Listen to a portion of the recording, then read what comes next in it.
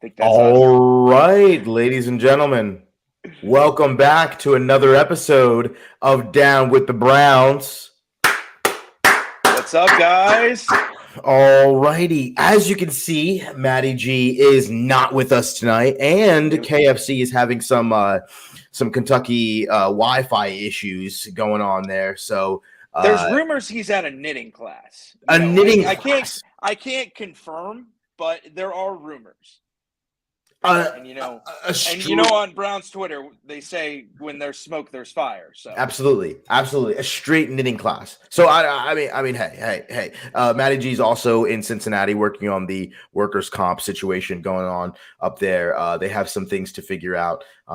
Apparently, the Bengals are to be blamed for the situation with the NFLPA. A lot Isn't that crazy? It's so crazy. It is so crazy. If just $1 million business was just like, hey, we're going to cut some of the workers' comp that's already been agreed upon and locked into a contract for 10 years.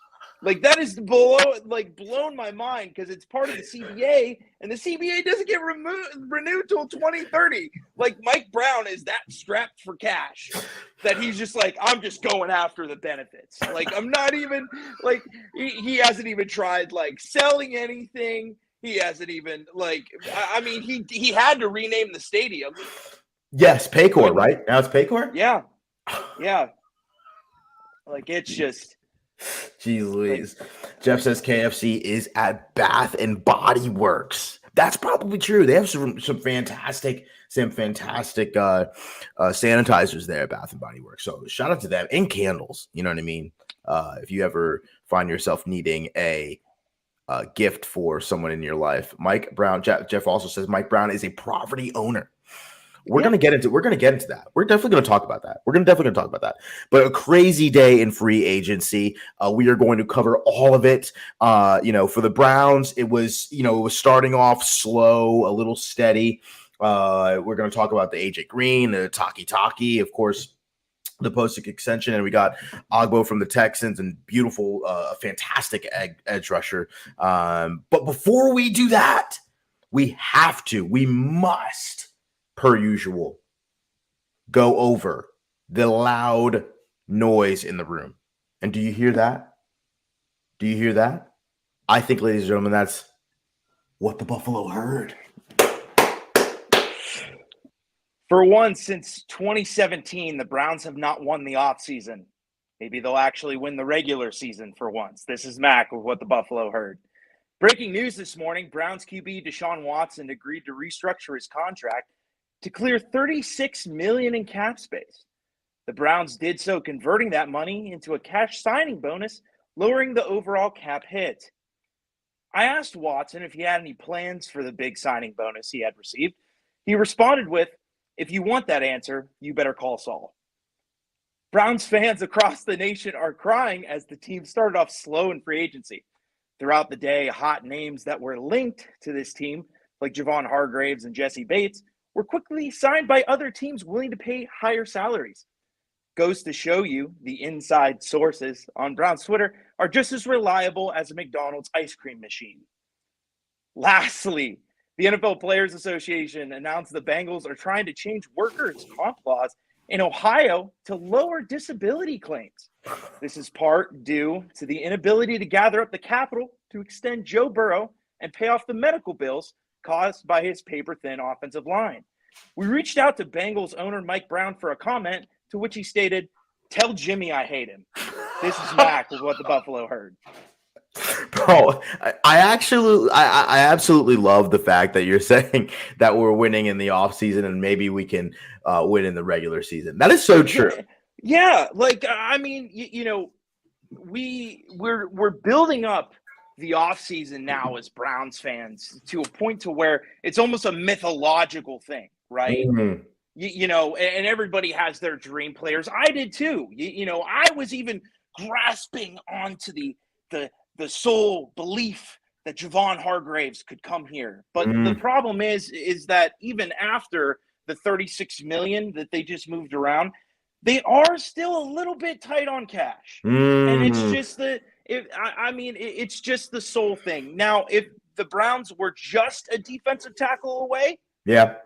go ahead, spend over $20 million on a single guy. Yes. You're fine. But they also have some holes to shore up, and without a first round pick, you need to get some of that depth, some of that starting talent, some solid contributors in free agency. And they might not be splash, but today's a good day. And hot take, you want me to grade the Browns' first day of the offseason? Yes. I give it a B-. B-.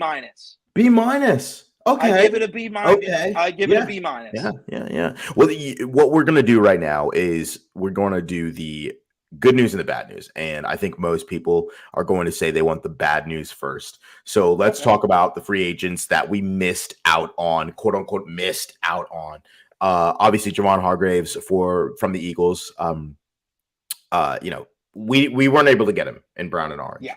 Right. I mean, that's really unfortunate. And obviously there was tweets that came out afterward from MKC and, Adam Schefter as well, that it was between the Browns and who did he even sign with? Oh, man. The 49ers. The 49ers. That's right. Yes. That's right. They made that defensive line insane with Nick Bosa now. So it was between the 49ers and the Browns last minute. Unfortunately, we were not able to get him but I think it was that 4 years, right? It was the 4 years. Yeah. The fourth year was probably 40 million guaranteed. I mean, that's a lot. That's a lot. That's a lot. Yeah. You know what I mean? And Jeff says I'm with Mac, a B-. It's one of those things where you're looking at the situation from afar, and obviously hindsight's 2020. You would love to have Javon Hargrave in brown and orange, but again, I think Andrew Berry's saying to himself, "Hey, this is how much I would have paid him for, or this is the length of time I would have had him here under contract." And I think that it's something that I guess Javon Hargrave for that longevity, which player doesn't? But again, it's still something to say, hey, if Andrew Berry didn't want him, there's probably something that happened or occurred, or for what certain reason. I want to say that I want to preface saying that this is a total assumption, but just kind of thinking about it, with them restructuring Watson's contract, there is a possible another restructure, as Jack Duffin, he sends the list out every day of possible guys within the organization that could, move some money around on their contract. Right. But with doing that, you also provide risk later on in the contract. So when you're taking a guy like Javon Hargraves, that's a lot of money off a long period of time, and the Browns are already in that kind of, I don't want to say financial jeopardy, but they're taking some chances down the road in terms of cap hit.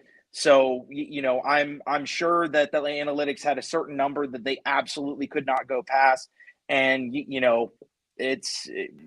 they'd rather just kind of go with another situation. 100%. It's just so risky. It would just be so risky. So it's risky business. It's risky. I love what Jeff says here. The difference between us and the Niners is that the Niners don't have a franchise quarterback that they're paying. Absolutely. I completely agree with that. Yeah. Right. I mean, what do you even look at? Because they just signed Sam Darnold today, free agency for a 1-year deal. The 49ers did. So they're looking at Brock Purdy, Mr. Irrelevant at that position. I mean, are you really confident in Brock Purdy? Was it, is it a way for you to bulk up that defense and kind of help him out there? What exactly are the Niners doing? And I think what they're doing is basically going after and saying, hey, we made it to the the NFC Championship a couple of years with Jimmy G. We didn't have this fantastic quarterback play. It was comparable quarterback play. You just don't turn the ball over. You know what I mean? A kind of who can kind of take and dunk down the field, but really focus on that defense. And now the 49ers have tightened up that defensive line, something that they really, really wanted to do this offseason, clearly giving Javon Hargrave that fantastic a big deal for 4 years. Also, another guy, Jesse Bates, another guy a lot of people really wanted in in that safety room. So what are your kind of first thoughts when you saw Jesse Bates going to the Falcons? Well, we all know that, and I mean, like, I don't want to. I understand that there are a lot of actual Browns insiders, and they say, here's are the names that they linked. I think when Jesse Bates' name hit the news timeline, I think a lot of people went wild and kind of took that as okay, well, he's on their radar, so he's so good that he also obviously has to be like one of the first guys that they got to go after. But here's the reality: Andrew Berry and company, when they went into today, the first big contract that they're going to give is a defensive tackle. If they don't have the defensive tackle or the defensive end, if they don't bring in D-line help, they're not going to just throw big money at a safety. And I mean, what was the first number? The first year of his contract, wasn't it like 21? It was 23 $23 million. Yeah. That's $23 million for a safety, which I mean, of course, the Browns could use help at safety. Yes. But yes. It's not $23 million important. No, now it is a front loaded contract, right?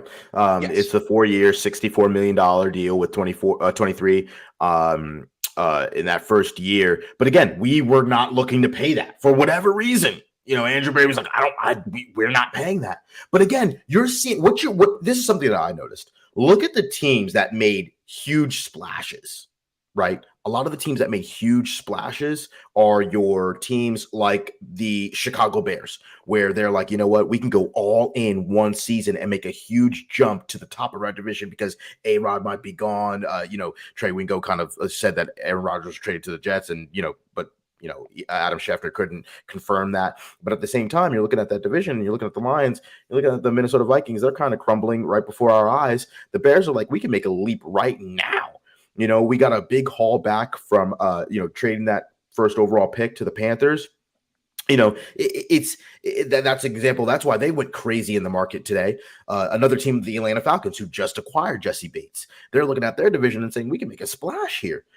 That's why all of these defensive players, it's kind of, for the NFL, it's kind of like the stock market. When some of the chips kind of fall, you see a lot of teams like, oh, let's get these defensive players before they're gone. So today, it just happened to be a defensive day. No wide receivers taking a free agency today. Again, it's not the sexy market for wide receivers to begin with in free agency, but it's kind of a monkey see, monkey do kind of situation, because if you get certain guys, you're going to be left with the remain. So you have to go out and get those defensive players while they're there. Tomorrow is going to be a big day, in my opinion, for wide receivers, for offensive players. You kind of see the defense, kind of doing their thing right now. Shout out to Jeff. All these teams have cheap QBs on contract. That's also very true.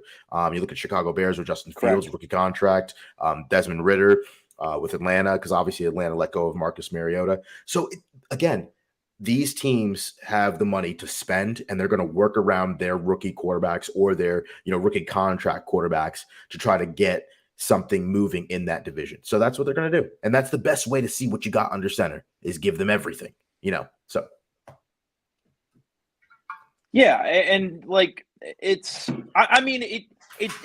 right? As a Cleveland fan, we just watched 7 and 10. We had, the probably worst 3 months coming out of a season of really any fan base, just in terms of just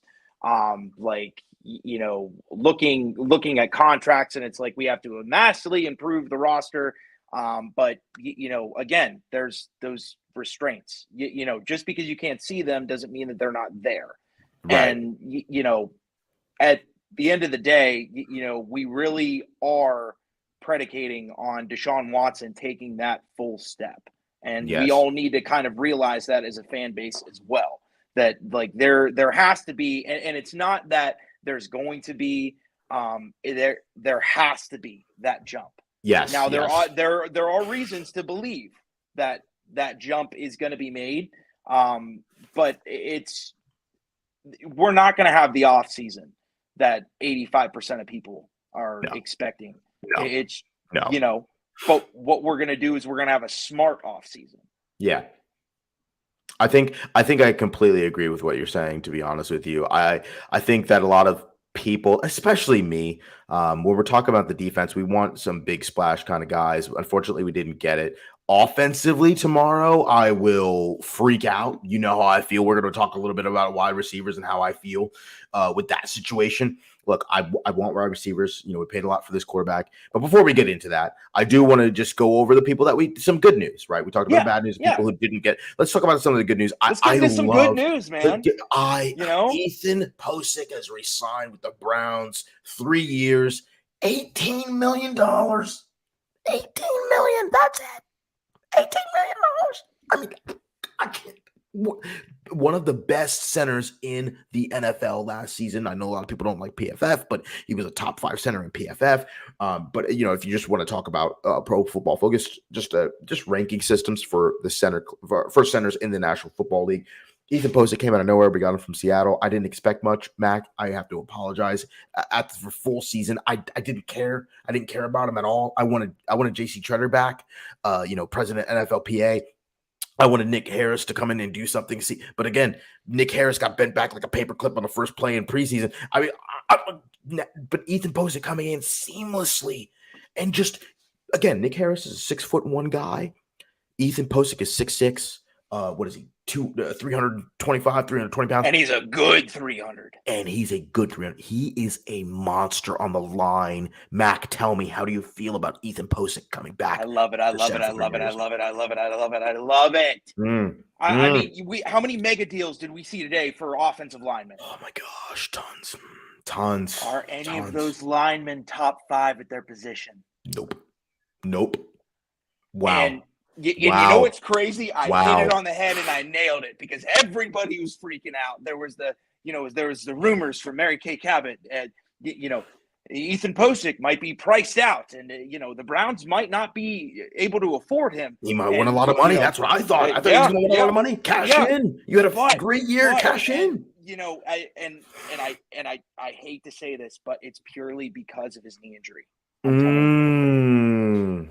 And the Browns were kind of an eyesore at that point in the season, so nobody was really kind of putting the magnifying glass down, because it's that team was completely different with and without Pocic. I'm talking about the offense running the football gained on average an extra 2 yards versus when the center is one of those positions where you do not realize it until it's gone. It's not like a left tackle where you can say, okay, we're going to put this guy on an island every single play, and you can watch the matchup. No, center's hidden. He's right there in the middle of the offensive line, but it's still a very important position, and it's not one that you can just replace out of the blue. I mean, now we were confident in Nick Harris, but it was still a question. We brought in this guy from Seattle. Bill Callahan used this guy to describe him. He used the phrase "ball of clay." Because he was a guy with a big frame, and if you threw on the tape from Seattle, he could do one hell of a reach block. He was just not asked, to pin and pull like what we've been doing in Cleveland with our centers. And he had no problem moving his feet. I tweeted that video of his game in Pittsburgh, and that was after the knee injury, and he's out there lead blocking for Chubb and pancaking guys, and it's crazy because, I do love the PFF ranks, but here's an even better stat. In 13 games, 2 sacks, only 10 pressures. That's damn solid, considering that he's going up against Cam Hayward twice a year. He's going up against Calais Campbell twice a year. Yeah. So, yes, he's the point guard of the offensive line. He touches the ball every single play. I would know. I played center. Sorry. But, maybe that's why I'm a little, You understand, but you understand the importance there. And the question that I wanted to ask you is, what does that do to Wyatt Teller's situation? Because, again, Wyatt Teller's still under contract here for the Cleveland Browns, but do we move on from Wyatt Teller? Do we package him tomorrow for a trade? Or what does that look like exactly? So that just looks like he's eventually going to get moved. We don't know when. Now, okay, I'm not telling anybody to go into their cabinet and grab the aluminum foil. I'm not telling anybody to take that aluminum foil, form it into a hat. Okay, and I'm not telling anybody to take said object and put it on top of their head. But consider this. The Browns have not touched the defensive tackle position today. Wow. You have Wyatt Teller, who is making $16 million or $13 million a year. Right. And his pass protection isn't too great. Right. He took a step back. Right. In the NFL, there are certain situations where guys are included in trade packages in order to dump their salary onto another team. There is a certain defensive tackle, Indianapolis Colts, DeForest Buckner.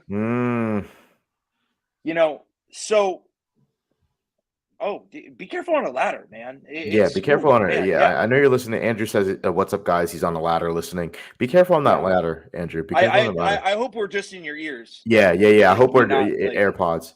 Not to interrupt you what you're saying, Mac, but Jeff has a pretty good question. He asks, "What could Nick Harris move to guard and play guard? What do you think about that?" I mean, he might have the same problem that he had against the New York Giants his rookie year. Small guy. He was, and now granted, his tape at center looked a hell of a lot better than his tape at guard his rookie year. That could kind of be a coincidence, not at all saying that he wouldn't be able to play it. But the last time that I saw him play guard on tape, he did not look good. Now, this is going to sound crazy. I understand this is going to sound crazy, but Yoda Froholt, not that good of a center. No. Which, by the way, for emergency center, he learned how to snap in 2 weeks. It took me a whole year of high school football to learn how to snap. So, pretty impressive. He played pretty good at guard, not so great at center, but pretty good at, guard. So, not saying that we should 100% dump Teller and we got to absolutely move on from him, but it's just kind of you line up all the names on the board, right? And you go Jack Conklin, okay, we just signed him. Well, Joel Petonio, he's literally our best offensive lineman. Like we can't let him go, and he's not even the highest paid, so we're going to circle him too. And then, you already had Wyatt circled, you paid him last year. And then now you're circling the other guy here, Ethan Poshik. So, I do think at some point they move somebody in order to dump a little bit of cap hit and get somebody in return to fill one of those needs. And we'll see how it goes. We'll see how it goes. It's just too early to tell. And to your point earlier, Manny, you said, you won't be freaking out till tomorrow. It's still day one, guys. Still day one. Still day one. I do want to say to Zach, a Faithful Dogs podcast, you are right. The board is not thinned out. I think the term that I use, thinning out, there in a joking tweet. Some big names are off the board and it's thinning out, but it's not thinned out to his point. So there's still a lot of guys that can make some plays, a lot of guys who can contribute to this football team still on the board.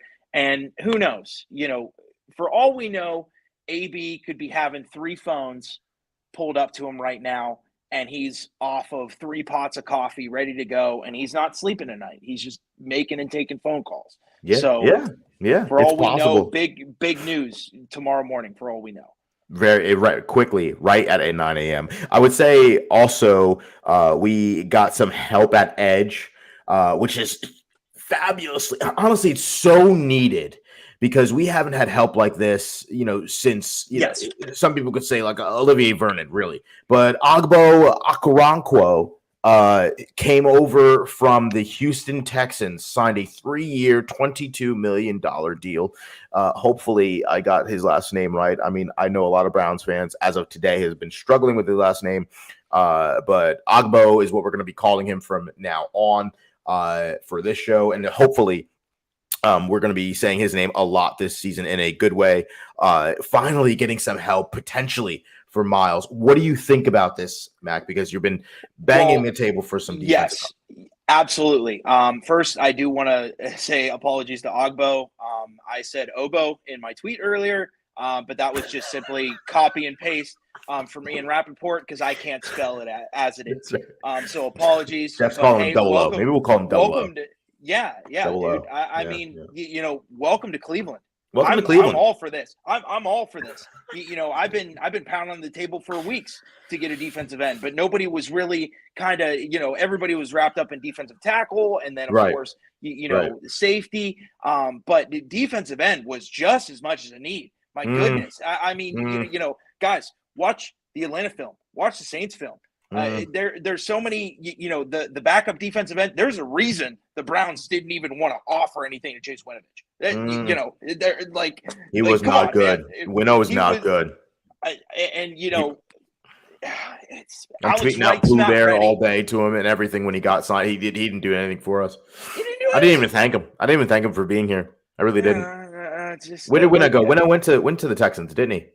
He went to the Texans. He got signed to the Texans. Well, I mean, that's where Cleveland Browns players go to die. Yeah, absolutely. They always take. They always take. No.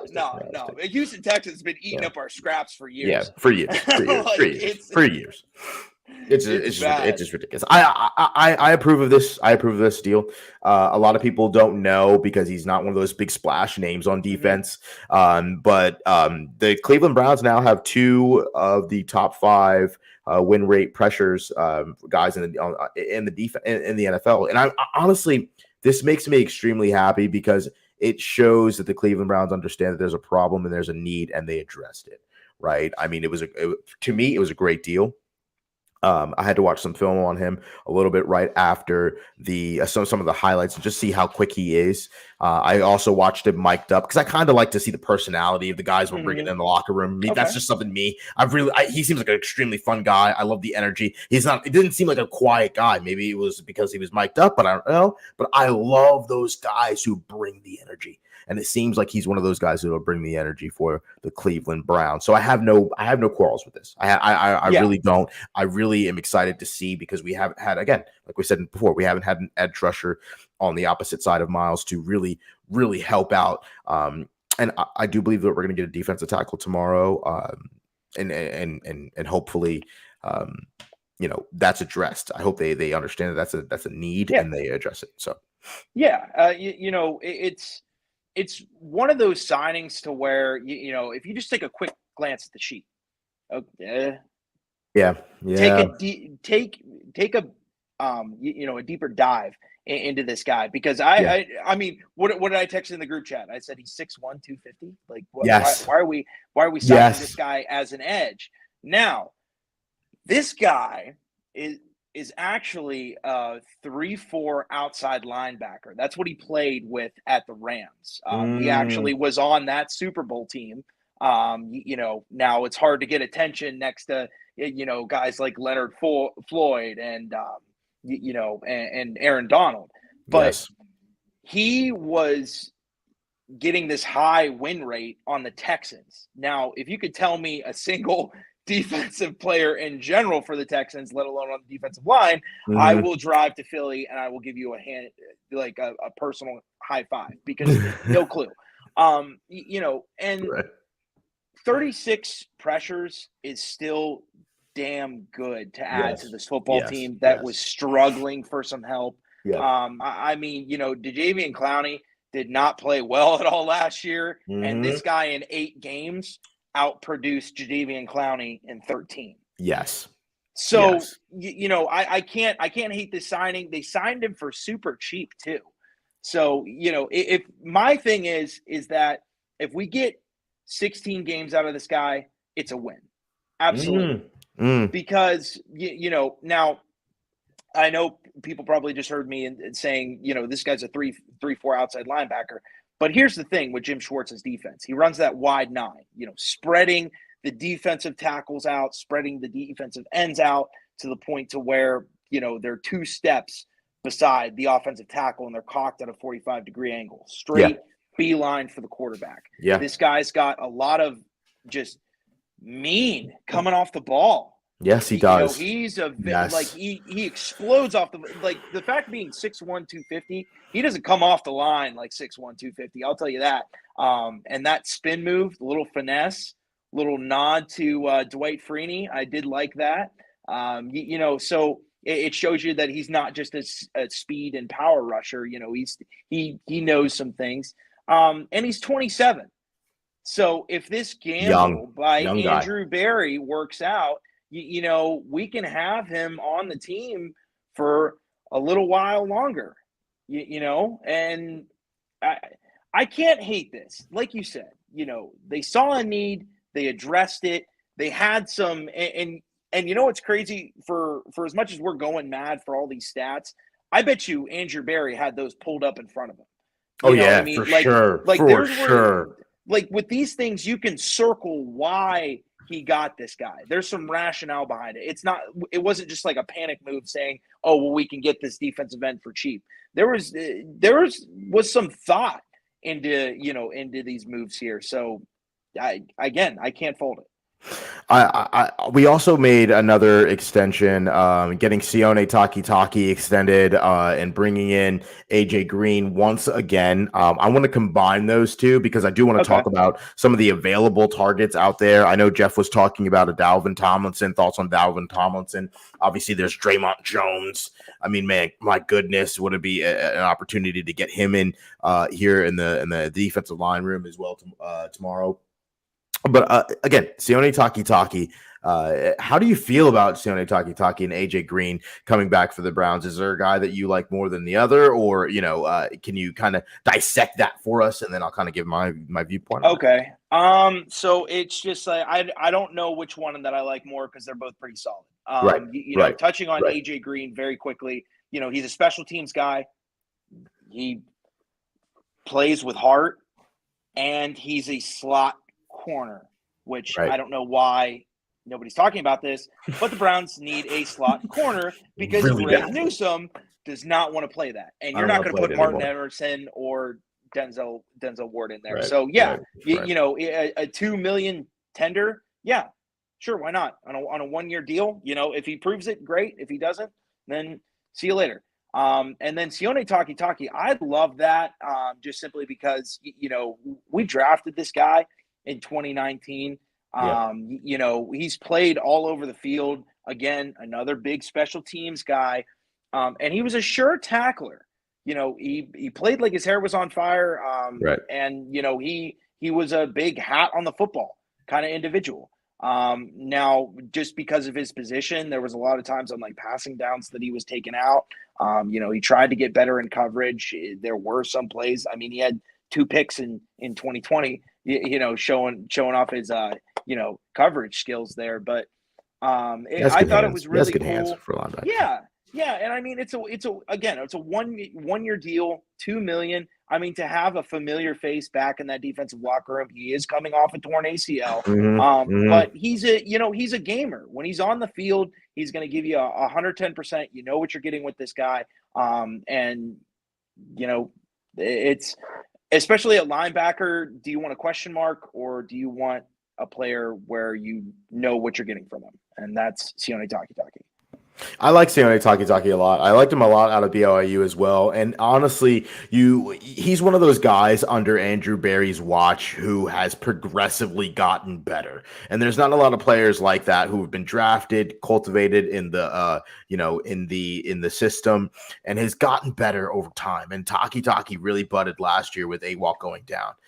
We didn't feel that as well on the field of play, but I obviously feel that the AWOC situation and him going down, we felt that in the locker room. But again, Jeff says Taki in the mic position was thriving before he got hurt. That's very true. Once again, he was very comparable. I liked him a lot. It was unfortunate that he got injured because it just felt like everybody was getting injured. And then Phillips came in and as well and had himself a nice little season, made some plays as well. But again, it's Takitaki. It's the guy that I really wanted to get extended because, again, he fits right into this locker room. And just, again, I like what you said about the kind of the familiarity around the locker room and having a guy who understands how to play and flourish in this defense. Now, with Jim Schwartz coming in, I do believe that a lot of these players can bud and grow into something as well and take that next step. But again, players are the ones who play the game. That's why you saw a bunch of defensive players go out today. It's just unfortunate because you want to get those guys in the right positions to make plays, and those players do. So I like Taki coming back. I think that he'll get a little bit better with Jim Schwartz, and so is AJ Green. I do like AJ Green as well. But again, we still need to address some of the elephants in the room and tackle. I do want to switch a little bit toward that. Draymond Jones is out there. I really want Draymond Jones. I really do. I like him a lot from Denver. He's extremely fast, and I was watching some highlights of him. He was extremely impressive because sometimes, hey, look, I personally am not going to spend a bunch of hours of watching extreme film on each player that I really want. I kind of just watch highlights just to see what they can offer in certain situations. And he is fast. He has a fantastic bull rush. Is there a guy on the defensive line, on the defensive side of the ball that you're very interested in? Again, Jeff wanted to talk about Dalvin Tomlinson, but is there a guy that you want the Browns to go after pretty early tomorrow? I mean, it's for me. It's I mean, Jeff kind of put it right here. Dalvin Tomlinson, just surely because I mean, Draymond Jones is great as a defensive tackle, right. But the reason why he hasn't been signed yet is because he's asking for a lot of money. So it could be. I don't know. I haven't heard a certain number.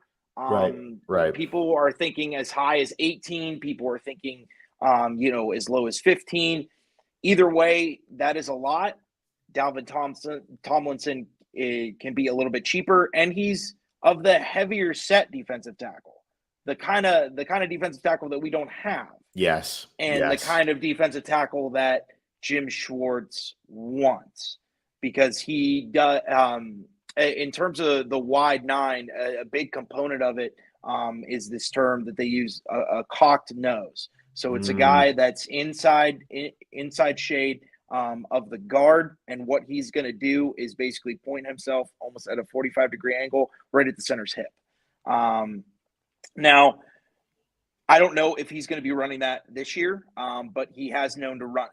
And to do that, you need an absolute monster. And Dalvin Tomlinson is that 6'3", 325 nose tackle that the Browns do not have. Yeah.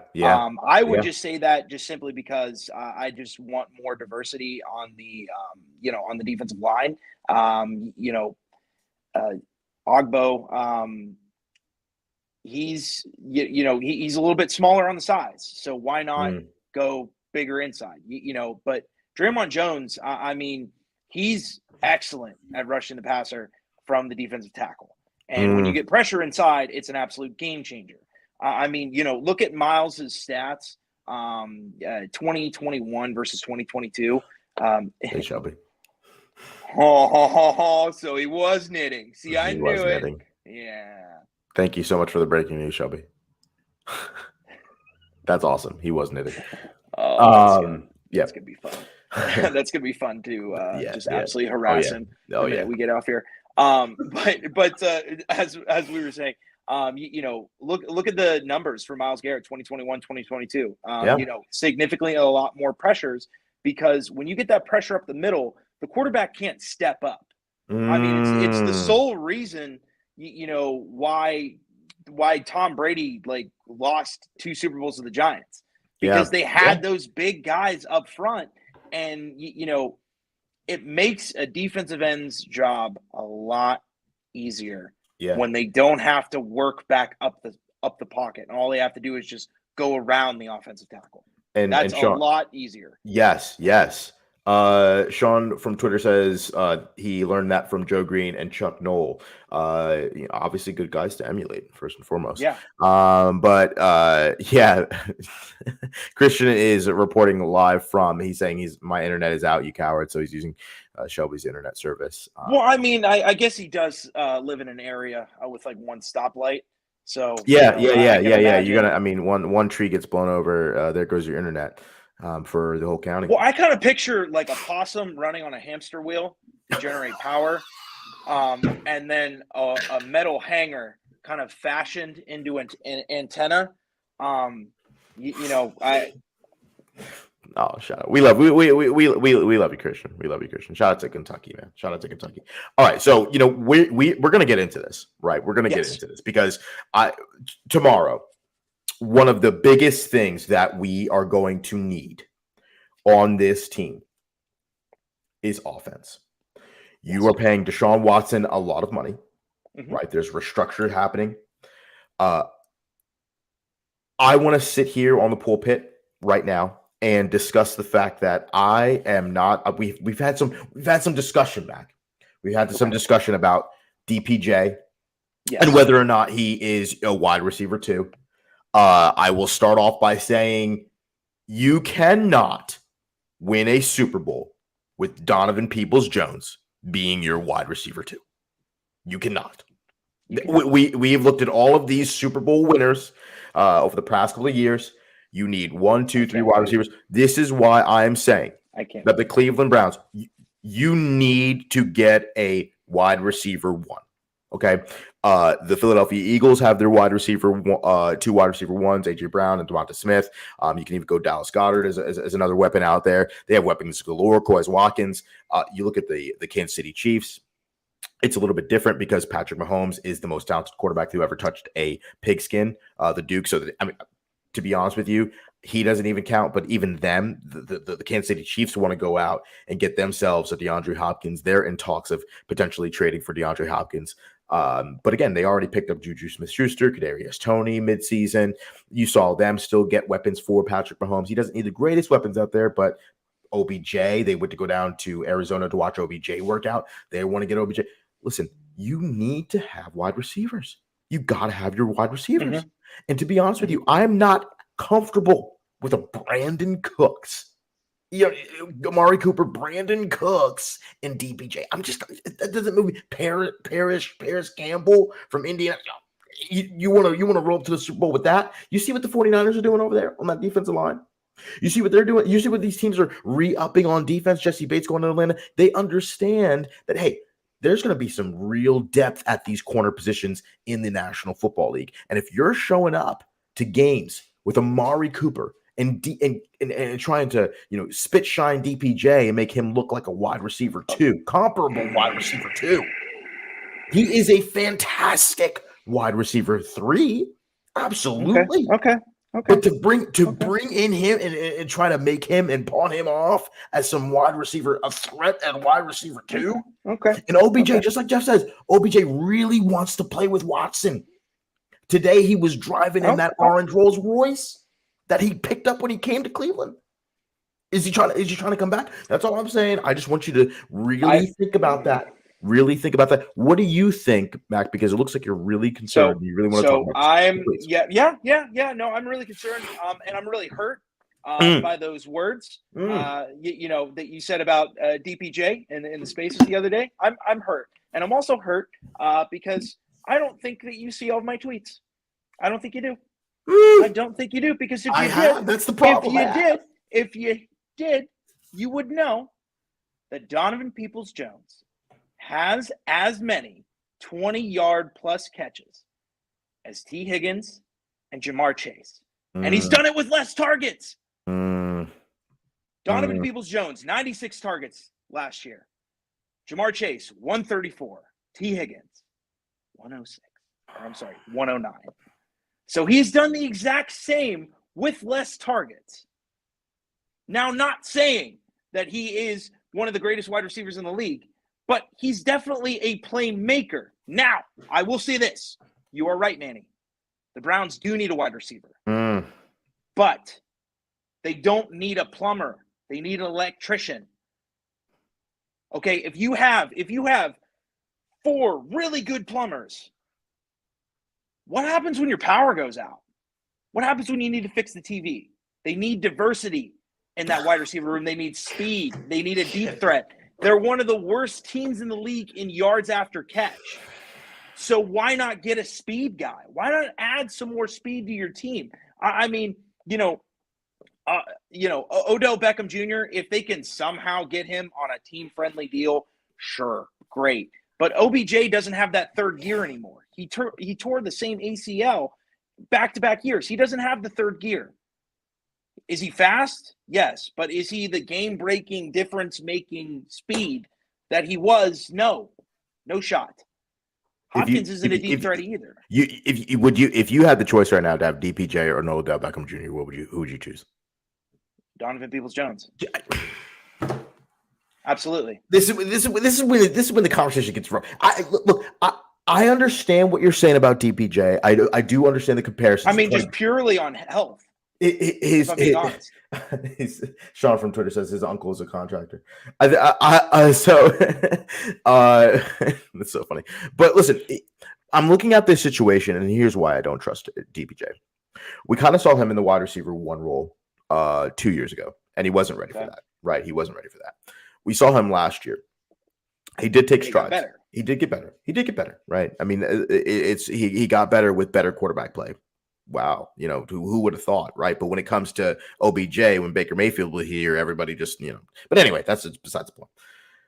When OBJ was here, and let me just address his contract situation, because everyone's saying that OBJ is asking for $20 million. That asking price is for those disgusting, horrible teams that showed up to Arizona, right, and wanted to woo him with those horrible quarterbacks, like the Giants. Oh, we have Daniel Jones, OBJ. Come on, Berg. OBJ's like, yeah, $20 million, right? And then you look at another team like the Saints, I believe, was there, and then they're like, oh, we don't even know who our quarterback is. OBJ, come on over. He's like, yeah, $20 million. I want to see. I have one more team who was there as well. The Rams. The Rams were there to go see OBJ, which was real surprised because they currently have Baker Mayfield, and they might bring Baker Mayfield back. And they might trade Matthew Stafford. So why on earth were they there? And why would OBJ want to go to Los Angeles and play with the Rams again when they don't even know who their quarterback is? $20 million. But when you're looking at the Browns, I guarantee you he will take something team friendly. It will be in the range of a $9 or a $10 or $11 million a year, depending on how many years he wants to be, which I think that he wants to come back and play with Deshaun Watson. All these other teams, like the Panthers, came to go see him. The 49ers is a different story, but they don't even have a quarterback. The Bills, I mean, I think it's just between the Browns and the Bills, to be completely honest. The Ravens were also there in representation, but they don't even know what they're having at quarterback. Yeah. I mean, let's be real here. Yeah, they have no clue. Oh, yeah, OBJ, I believe his best fit will be Cleveland. To kind of come back at the points that you made about DPJ, I'm not saying DPJ is a scrub. I'm not saying he's horrible. But the problem is he's a fantastic wide receiver 3. I need somebody in here who's going to be a real threat at wide receiver 2. And honestly, it would be remiss to even, it'd be foolish to think. But go ahead. What are you going to say? Well, the problem is that they need to stretch the field. They don't need volume to this offense because there's still plenty of playmakers. The thing is they need to stretch the field. And, if we had 2020 OBJ, I'd be like, perfect. This is a guy that we can hand reverses to and jet sweeps. Perfect. But he's not that. He's just not that guy anymore. He's had like a year off, though, man. Like he's had a year off. He's got to rehab his second knee injury. What about DeAndre Hopkins? Another guy that's in the subtitle. Is he taking jet sweeps? Is he taking end arounds? Is he stretching the field? We don't need. Listen. Who you do need to stretch the field, though. No. We don't need reverses. What I'm telling you, jet sweeps. We don't need that. We don't need that because do the Cincinnati Bengals have that? I mean, they're not doing that. You know what I mean? I mean, a lot of teams are running end arounds and jet sweeps. The thing is that if you want that, keep Anthony Schwartz. Keep Anthony Schwartz in your back pocket. If you want to do those, please keep Anthony Schwartz. Keep Anthony Schwartz in your back pocket. That's just gross. That's just an absolute what a preposterous proposal that you have there, Manny. But I do think that they need a guy that can help them with the extension of the run. They need they need a guy that can catch screens. They need to, because a big problem with this offense too is Deshaun Watson held the ball longer than any other quarterback in the league at an average of 2.9 seconds. Yeah. They need to get the ball out of his hands. Yeah. And to do that, you need some yards after catch. So who's another guy? I'm gonna get that comment from Dominic off the screen. Listen, who's the other guy that's really gonna be able to do? And by the way, McCall Hardman. McCall Hardman. Off of 29 touches last year, he has 6 TDs.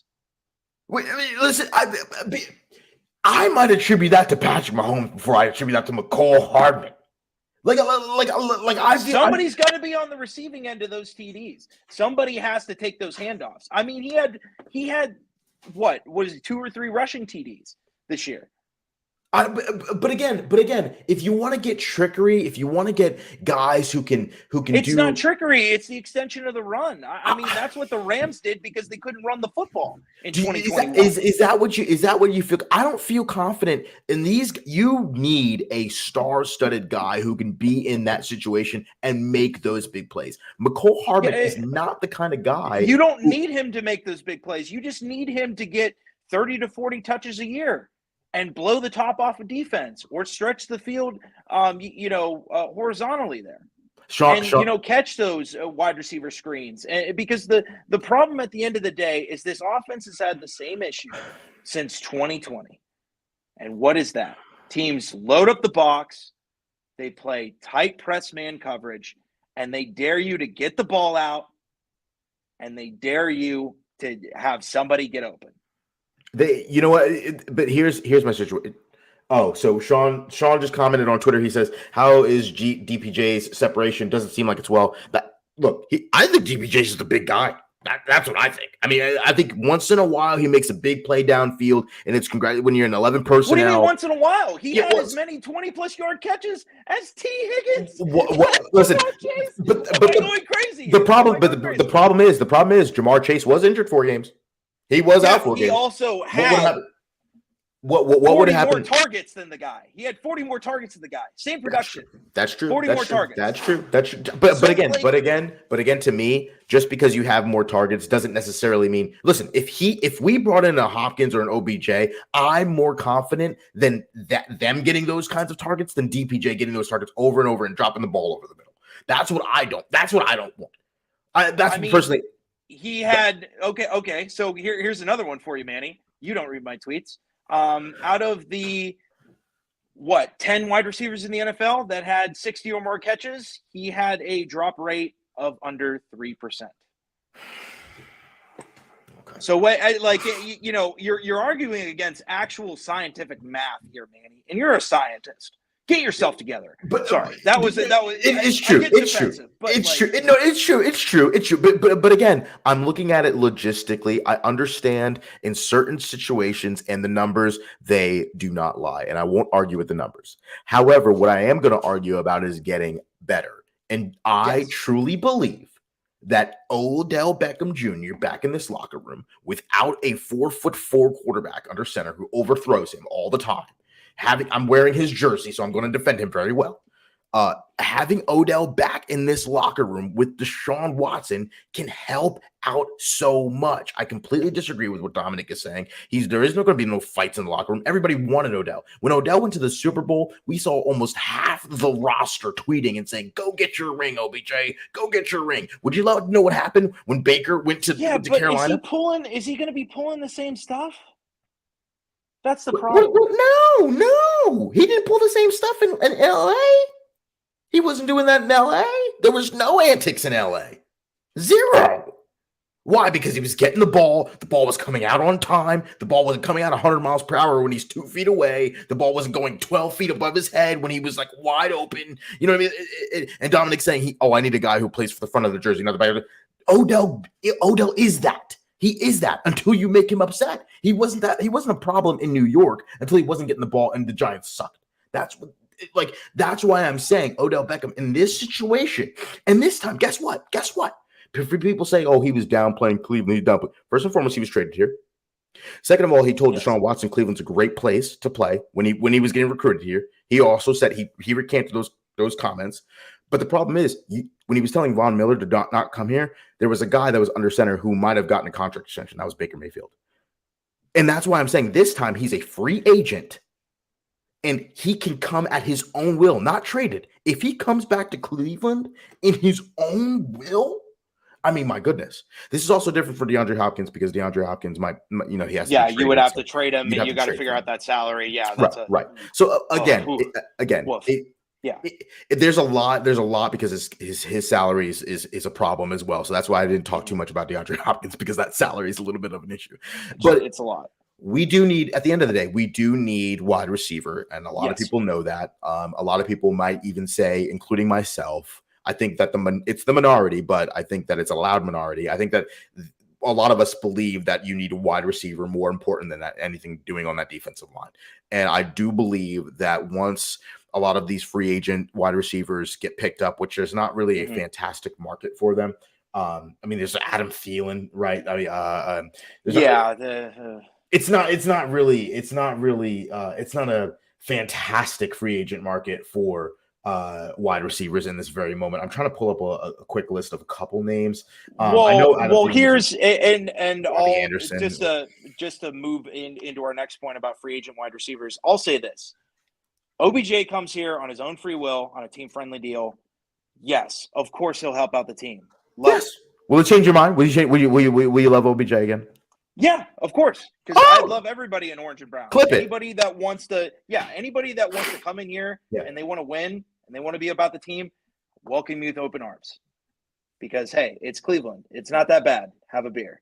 Shout out to Cleveland Clothing Company for the shirt. Love it. Literally my favorite shirt here. But I really like DJ Shark.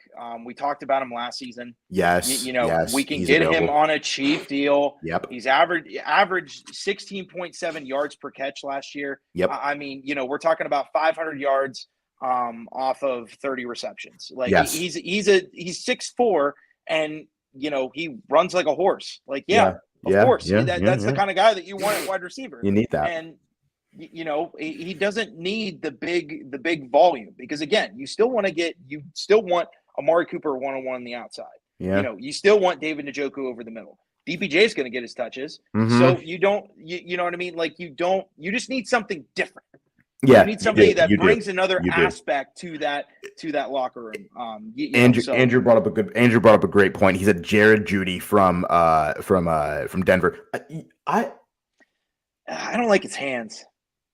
I don't even know why am I keep saying Jerry Jeudy? Jeez Louise, I keep saying Jared. But no, Judge good point. Jeudy. I don't want him. Yeah, Judge could be Judge Jeudy. I don't want him. Yeah. The problem is the Broncos understand the situation they're in, right, with Sean Payton. Oh yeah. They're asking for a high price for Jeudy. That's what I don't like personally. I mean, they need to get draft picks back because they gave it up for Russell Wilson. Yes. And that fraud of a charity that he has. Yes. And then they gave up all those draft picks for a coach, Sean Payton. So they want their picks back. They want their picks back badly, and especially it doesn't help that Seattle got those picks and now have a top 10 pick as well. You know what I mean? Like completely fleeced the Denver Broncos. We got to talk about that. Larceny. What about Jeff says? What about Sutton instead of Jeudy? There was actually a tweet from Adam Schefter today saying that Cameron Sutton and Jerry Jeudy would both have high asking prices. So Sutton's available, but Sutton's available, but you're going to pay an arm and leg because Denver's trying to make up for lost time. Yeah. Oh yeah. They're going to make up for lost time. But you need Christian Scott is finally back. Okay, Grant, heard y'all talking smack. Yeah, we're talking smack. Heard y'all talking smack. Listen, you need to address wide receiver tomorrow. You need to address wide receiver tomorrow. And I'm not. There is a DJ Shark, which is fantastic. That's great. There's obviously, but again, the market's not great. Randall Cobb, 32 years old. Nelson Aguilar, 29 years old. Julio Jones is out there. Byron Pringle, 34, 29 respectively, years old. Alan Lazard. I mean, there's Juju, Jarvis Landry. Look, there isn't really, anybody out there that's fantastic. You're going to have to really trade for him unless you want Odell Beckham Jr. because then that's gonna if you get OBJ here tomorrow, this place would go crazy. I'm telling you. I mean, it's going to feel like a job well done. He wants to come back to Cleveland. It's going to be fantastic. Sean is calling. I think it's Sean calling DPJ a poor man's Juju Smith-Schuster, which is that's a little bit of a low. I'm gonna I'm a DPJ. Jeez. I'm a DP. The answer is no, KFC. Yeah. We didn't get anybody. We didn't really get anybody. By the way, how'd that Sean person spell their name? Sean _Pat 88. I'm not sure if I know. No, I know exactly who that is. Oh, okay, cool, perfect. Yeah, that's cousin Sean from Youngstown. Yeah. Oh, big shout out Steelers fan. family. Big Steelers fan. Okay, yeah. Congratulations on letting Cam Sutton go Sean. and then getting old man Patrick Peterson back. That's shout out to them. But I won't say too much because again, So yeah. I mean, we're gonna wrap up the show there. Great show. Obviously, there's going to be a lot of news that are coming out tomorrow. Make sure that you pay attention to the Down with the Browns Twitter page for all of the latest updates. And we're going to be back here next Monday. We might even throw in another show depending how crazy the news is, because if we get Draymond Jones and Odell Beckham Jr., I mean, we're going to have to throw up an impromptu show maybe later in the week. Yeah, no, for sure. At least that, or like some kind of spaces. I do want to say though, this weekend, happy St. Patty's to everybody. Yes. Be safe. Yes. Call an Uber. Absolutely. And one last thing, it's Paddy, not Patty. Okay. Spoken like a true Irishman. So everybody have fun this weekend. Happy St. Patty's. And happy free agency. Day 1 in the books. Day 1 already. Day 1 in the books. Eric Turner says we need D-Hop. I agree, Eric. Dominic says we want Sheldon Richardson back. I don't know who we are, but it's definitely not me. So again, we need D-Hop. Hopefully we get OBJ tomorrow. Hopefully we get Draymond Jones and Andrew Berry. And Andrew Berry we trust. So, all right, guys. Great show. We'll talk to you later. And as always, go Browns. Go Browns.